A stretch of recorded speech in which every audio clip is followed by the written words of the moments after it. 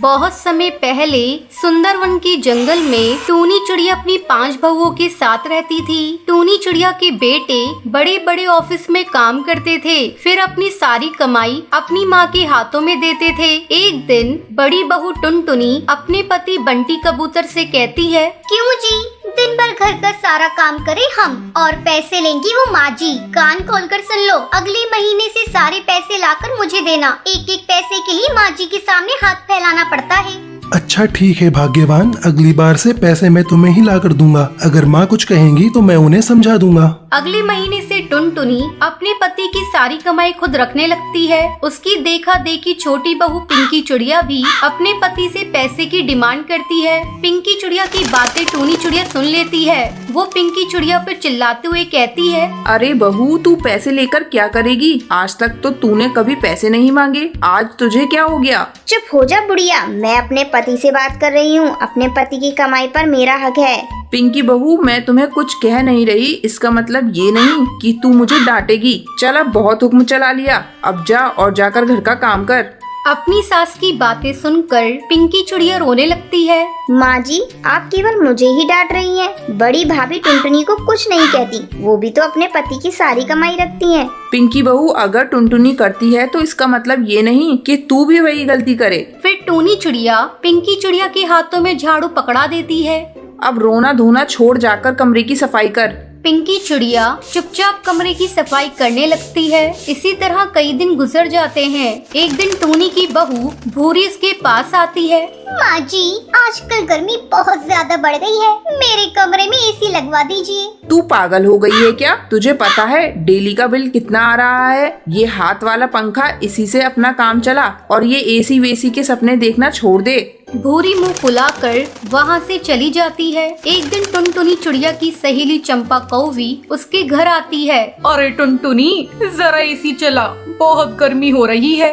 क्या बताऊँ चंपा बहन, मेरी सास तो एसी लेने ही नहीं देती। दिन भर बस चिक चिक चिक चिक करती रहती है। कैसे अपनी सास से पीछा छुड़ाऊं, कुछ समझ में नहीं आ रहा है। टुनटुनी, तू मेरी एक बात मान, तू किसी तरह अपनी सास को इस घर से बाहर निकाल दे। तभी टूनी चिड़िया किसी काम से टुनटुनी के घोंसले में आती है और टुनटुनी की सहेली की बातें सुन लेती है। टुनटुनी बहू, तुम्हारी ये सहेली कैसी सलाह दे रही है? इसे जल्दी इस घर से जाने के लिए कहो और आगे से तुम इससे मेल जोल नहीं रखोगी। माँ जी, मेरी सहेली यहाँ से नहीं जाएगी। आपने मेरी सहेली की बेइज्जती की है। इस घर पर मेरा भी उतना ही अधिकार है जितना आपका। उन दोनों के बीच बहस होते देखकर टुनटुनी की सहेली चंपा वहाँ से चली जाती है। टुनटुनी की सहेली की जाने के बाद टूनी चिड़िया टुनटुनी को पीटने लगती है। कम वक्त, मैं देख रही हूँ आजकल तेरी जुबान बहुत चल रही है। चल निकल घर से, तूने मेरे ऊपर बहुत हुक्म चला लिया। टूनी चिड़िया टुनटुनी को घर से बाहर निकालने लगती है। तभी मीठी तोती आकर अपनी सास से रोते हुए कहती है, माँ जी, टुनटुनी भाभी को घर से बाहर मत निकालिए, वो कहाँ जाएंगी। इनकी तरफ से मैं आपसे माफी मांगती हूँ। अरे बाप रे, आज तो माँ जी का गुस्सा 7वें आसमान पर है। आज तो शांत रहने में ही भलाई है। बड़ी आई माफी मांगने वाली। तुझे इस टुनटुनी पर दया आ रही है तो तू भी इसके साथ चली जा। इतना कहकर टूनी चिड़िया मीठी तोती को भी पीटने लगती है। वो मीठी तोती को भी घर से बाहर निकाल देती है। भूरी चिड़िया सास का ये रूप देखकर अपने पति कालू को फोन लगाती है। हेलो, अरे सुनिए, आप जल्दी से घर आ जाइए। माँ जी आज बहुत गुस्से में है, वो भाभी को घर से बाहर भगा रही है। भूरी की बातें सुनकर उसका पति कालू जल्दी जल्दी घर आने लगता है। तभी उसे रास्ते में टुनटुनी भाभी और मीठी जाते हुए दिखती हैं। वो उन्हें लेकर वापस घर आता है। ये क्या, तुम दोनों गई नहीं? मैं तुम्हारी टांगे तोड़ दूंगी अगर एक कदम घर में घुसाया। अपना काला मुंह लेकर वापस जाओ, यहाँ तुम्हारी कोई जगह नहीं है। माँ जी, आप शांत हो जाएं, बात तो बताएं क्या हुआ है। इन दोनों की जुबान बहुत तेज हो गई है। अपनी सास पर हुक्म चलाना चाह रही थी, इसलिए मैंने इन्हें घर से निकाला है। बंटी कबूतर और हरिया तोता माँ जी से माफी मांगते हैं और टुनटुनी चिड़िया और मीठी तोती दोनों अपनी सास से माफी मांगती हैं। इतना सब देखकर टूनी चिड़िया का गुस्सा शांत हो जाता है। टुनटुनी चिड़िया और मीठी तोती के साथ जो हुआ ये सब देखकर बाकी बहू भी सुधर जाती हैं और सभी माँ जी के साथ अपना जीवन खुशी खुशी बिताने लगती हैं। सुंदरवन जंगल में टूनी चिड़िया अपनी बेटी टुनटुनी चिड़िया और बेटा गोलू चिड़ा के साथ रहती थी। टूनी चिड़िया अपने बेटे और बेटी में बहुत फर्क करती थी। अक्सर वो अपने बेटे गोलू चिड़ा के लिए नए नए कपड़े और खिलौने लाती थी। जब वो पुराने हो जाते थे तो वो उसे अपनी बेटी को दे देती थी। उस दिन पटाखों का त्योहार दिवाली थी। गोलू चिड़ा अपनी माँ से कहता है, माँ, मैं दोस्तों के साथ पटाखे जलाने जा रहा हूँ। शाम तक घर लौटूंगा, तो मेरी चिंता मत करना। तब टूनी चिड़िया कहती है, बेटा जा। अपने भाई को जाते देखकर टुनटुनी चिड़िया अपनी माँ से कहती है, माँ, मैं भी अपनी सहेलियों के साथ पटाखे जलाने चली जाऊँ। तब टूनी चिड़िया गुस्से से उसे डांटते हुए कहती है, तू बेटी है और बेटियां घर के बाहर जाकर पटाखे नहीं जलाती। चल चल कर घर का काम कर, सारा काम पड़ा हुआ है। माँ, तुम घर का सारा काम मुझसे करवाती हो और भैया केवल खेलता रहता है, उसे तो तुम कुछ नहीं कहती, बस सारा दिन मेरे पीछे हाथ धोकर पड़ी रहती हो। ठहर जा, तेरा बड़ा मुंह चल रहा है, रुक मैं अभी तुझे बताती हूँ। ऐसा कहकर टूनी चिड़िया अपनी बेटी टुनटुनी को मारने लगती है। धीरे धीरे शाम हो जाती है, लेकिन गोलू का कोई पता नहीं था। अभी तक गोलू घर वापस नहीं लौटा था। टूनी चिड़िया को गोलू चिड़ा की चिंता होने लगती है। वो सोचने लगती है, शाम हो गई, पता नहीं ये कमबख्त कहाँ है, अभी तक घर नहीं लौटा, मुझे जाकर देखना होगा। टूनी चिड़िया गोलू को ढूंढने के लिए जाती है। जैसे ही वो अपने घोंसले से बाहर निकलती है, वो देखती है कि कालू कौवा उसकी बेटी को लेकर आ रहा है। अरे कालू, गोलू तुझे कहाँ मिला? मैं इसी को ढूंढ रही थी। आंटी, ये शराब पीकर नदी में गिरा हुआ था, मैंने इसे देखा तो उठाकर लाया। लो संभालो अपने बेटे को। तब टूनी चिड़िया अपने बेटे से पूछती है, क्यों रे, तू तो अपने दोस्तों के साथ पटाखे जलाने गया था, ये शराब तूने कैसे पी ली?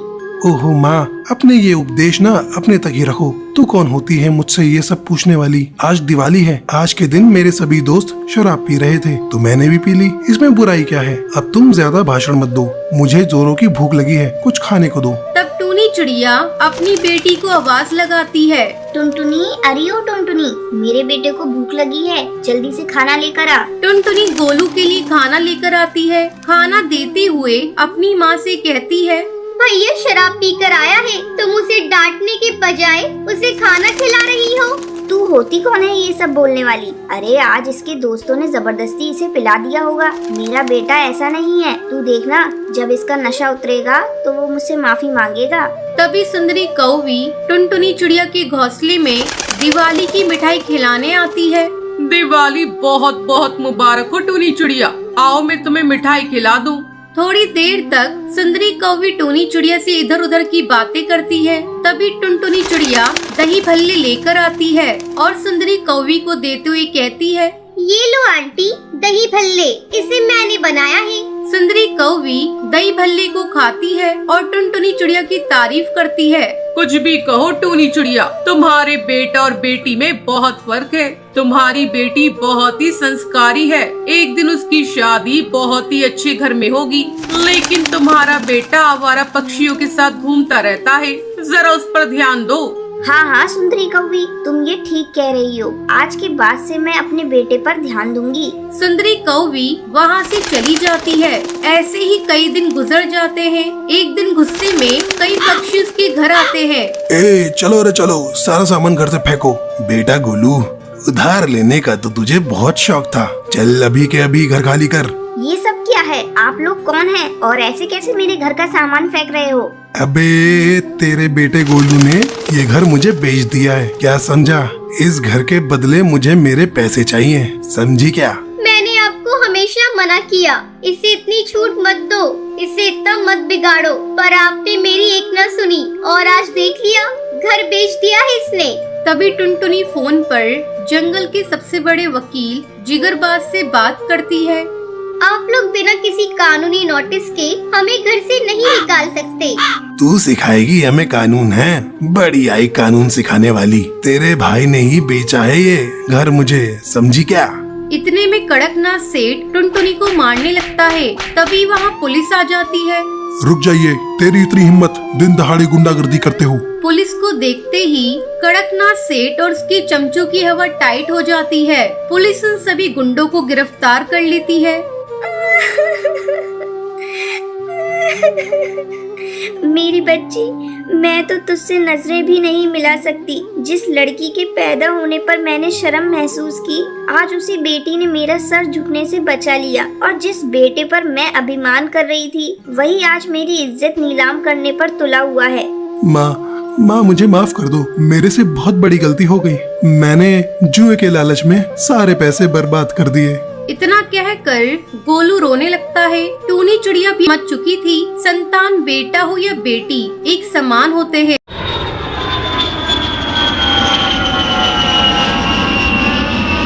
सुंदरी एक बहुत ही अमीर कौवी थी। एक दिन वो हवाई मोटर से कहीं घूमने जा रही थी। उसके साथ उसका बेटा कालू भी था। रास्ते में अचानक उसके हवाई मोटर के सामने उसकी नौकरानी टूनी और उसकी बेटी टुनटुनी आ जाती हैं। अरे टूनी, जल्दी हटो मेरे हवाई मोटर के सामने से। तुझसे अगर मेरा हवाई मोटर टच हो गया तो गंदा हो जाएगा और फिर मुझे इसकी सफाई करवानी पड़ेगी। माँ, ये मालकिन को देखना, ये ऐसे क्यों बोल रही है? क्या ये आसमान इसने बनवाया है? हम पक्षी इस पर उड़ नहीं सकते हैं? अपनी हवाई मोटर लेकर क्यों निकलती है जब इन्हें डर रहता है कि इनकी मोटर गंदी हो जाएगी? चुप पिंदी चिड़िया, इतनी छोटी है लेकिन तेरी जबान बड़ी लंबी चल रही है। तुझे पता है ना, तेरी माँ मेरे घर नौकरानी है। तेरी इस गुस्ताखी पर मैं उसे काम से निकाल सकती हूँ। नहीं नहीं मालकिन, आप ऐसा मत कीजिएगा। मैं उसकी तरफ से आपसे माफी मांगती हूँ। टुनटुनी, चल यहाँ से बहस मत कर। नहीं माँ, इतने बड़े पक्षी को उनकी औकात दिखाना जरूरी है। ये पक्षी समझते हैं हम गरीबों की कोई जिंदगी नहीं होती। आप जाइए मालकिन, मैं इसे लेकर जाती हूँ।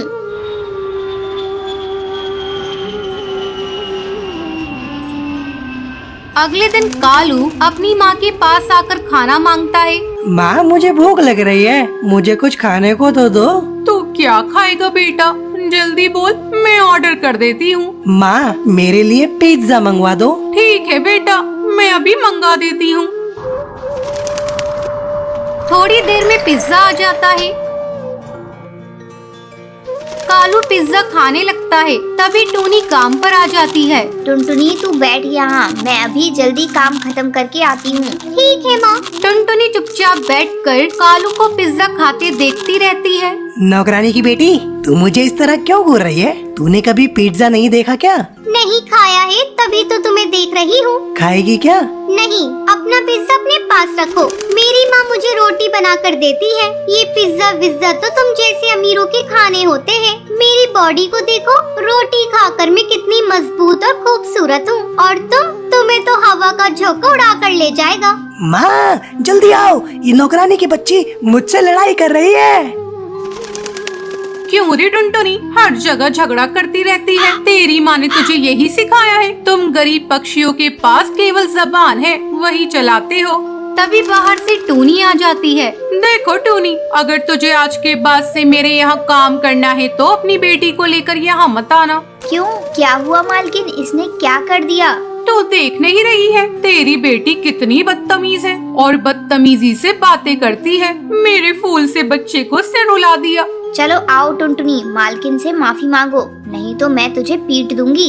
लेकिन माँ, मेरी कोई गलती नहीं है। कालू ने ही मुझे चिढ़ाना शुरू किया था। वो बार बार मुझे पिज्जा दिखा दिखा कर जला रहा था।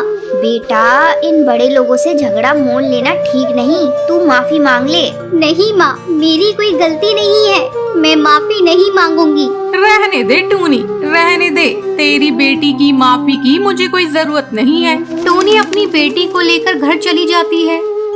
बेटा, तू तो जानती है, इन अमीरों के घर काम करके ही तो हमारा घर चलता है, तो क्यों इनसे झगड़ा करती है? माँ, तुम कल से काम पर नहीं जाओगी। हम लोग घर पर पापड़ बनाकर बेचेंगे। उससे जो भी पैसे मिलेंगे उससे अपना गुजारा कर लेंगे। ठीक है बेटा, जब तेरा यही मन है तो मैं कल ही से घर पर पापड़ बनाना शुरू कर दूंगी।